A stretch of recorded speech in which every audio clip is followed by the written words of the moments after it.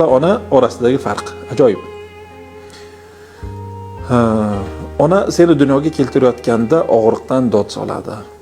Ota bo'lsa seni ulg'aytirish uchun umr bo'yi zahmat chekadi. Ona mehr bulog'i, ota hikmat qudug'i. Ona go'zallik va kamolat timsoli, ota jiddiylik va aql timsoli. Ko'zlaringni ochishing bilan seni yaxshi ko'radigan onang.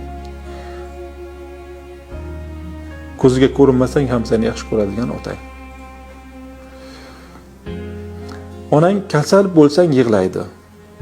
Otang yig'lasang kasal bo'ladi. Onang sendagi mas'uliyatni zimmasiga oladi. Otang senda mas'uliyat urug'ini ekadi. Onangni tug'ilishing bilan taniy boshlaysan. Otangni ota bo'lganingdan keyin taniysan. Onang senga hayot bag'ishlaydi. Otang shu hayotni qanday yashashni o'rgatadi. Ona bebaho, ota betakror.